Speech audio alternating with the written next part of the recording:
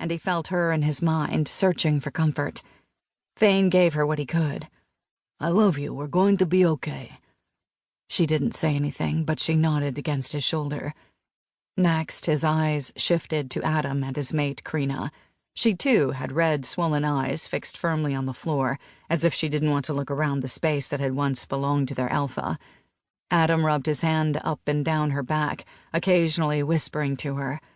Next to them stood Soren and Elle. The face of Fane's childhood guard was still as stone and as blank as a white wall. Fane could sense through the pack bonds, now firmly attached, that Soren hurt deeply. Elle held tightly to his hand, and her unseeing stare made her appear just as stoic.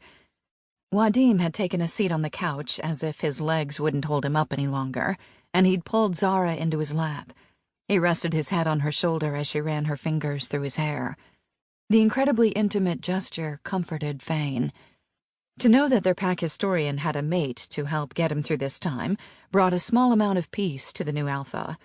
He realized at that moment what his father had felt for their pack. Every single member and their well-being was paramount to him. He wanted to know that they were all healthy and happy and taken care of. Fane understood that before he became alpha, but now it was magnified times 1,000. He couldn't process the emotions of the revelation, so, instead, he focused on the others in the room. Thalion and Sin joined them, even though the rest of their respective races had returned to their kingdom. They'd often been involved in these meetings over the years because of Sin's relationship with Perry. Everyone knew she was a loyal warrior and would fight by Perry's side till death. Perry and Lucian were closest to the door, and beside them stood Nissa, Desir, Gwen, and Dane, the other High Fae council members. Fane hadn't noticed that they'd flashed to the mansion until Perry had spoken to them as they entered the front door. Perry stood straight, her shoulders pulled back and her chin raised as her gaze roamed the room. Fane wondered if she was thinking about the many times she'd met his father and his pack in this office. Was she remembering the heated words, the tears that had been shed, and the laughter that once filled the space?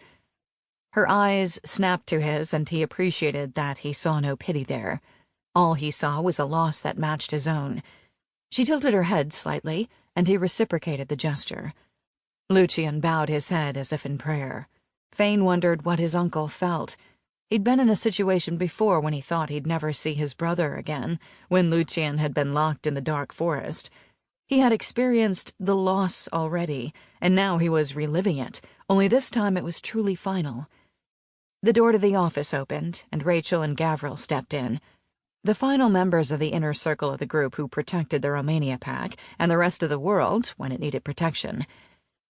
"Drake is doing well.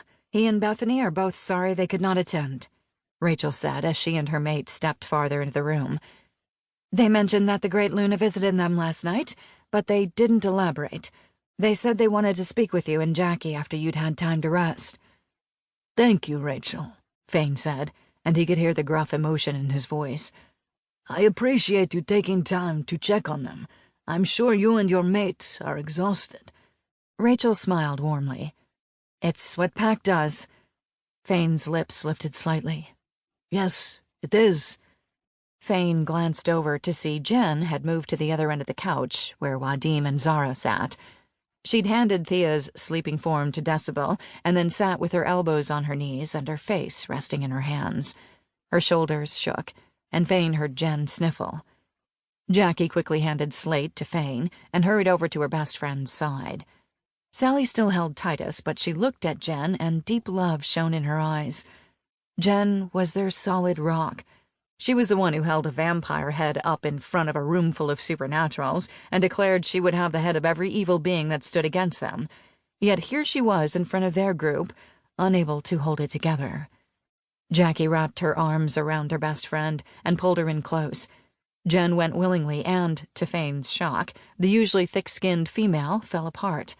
"I know this is ridiculous," Jen sobbed, "but it bloody hurts, and I will not stand here and pretend that I didn't just leave my heart out on a damn 2-century-old battlefield while I watch the people I love leave us forever." "Nobody expects you to pretend anything, Jen," Jackie said gently. "If you need to cry, then damn it, you cry. If you need to scream and curse..."